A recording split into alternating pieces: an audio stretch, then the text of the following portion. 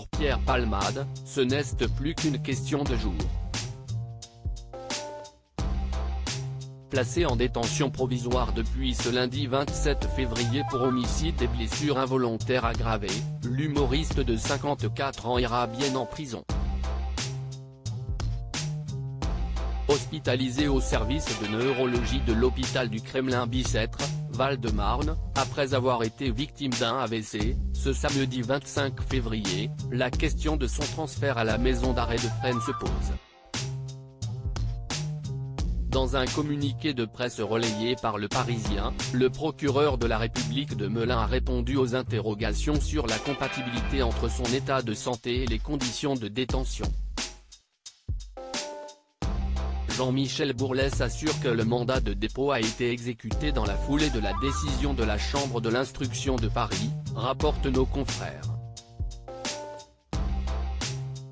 C'est donc depuis son lit d'hôpital que le comédien a été écroué. Dès que les médecins le permettront, le transfert de Pierre Palmade sera effectué. En attendant, la chambre de l'acteur fait l'objet d'une garde par des surveillants de l'établissement pénitentiaire. Le corps médical de la maison d'arrêt décidera ensuite si l'ex-époux de Véronique Sanson sera envoyé directement en détention classique.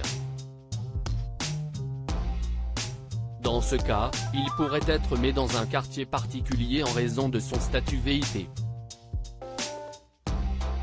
Supérieur à Pierre Palmade, Muriel Robin, Michel Larocque, Véronique Sanson. Les femmes de saviez pourquoi Pierre Palmade pourrait aller à la Pitié-Salpêtrière ?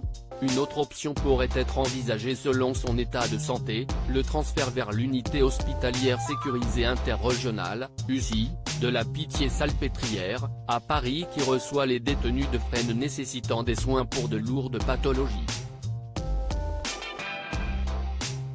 Ou alors, Pierre Palmade pourrait être admis à l'aile médicalisée de Fresnes, un espace où l'on prend en charge les prisonniers pour des soins plus légers, type post-opératoire ou rééducation, précise nos confrères.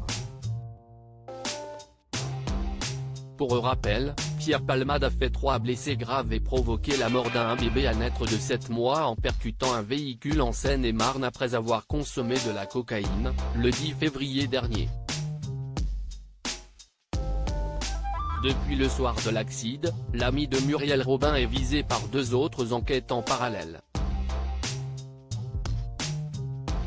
La première pour infraction à la législation sur les stupéfiants a été confiée à la gendarmerie. La seconde pour suspicion de détention et diffusion d'images pédopornographiques par le comédien. Celle-ci a été remise à la Brigade de protection des mineurs, BPM. Crédit photo, Jack Tribeca.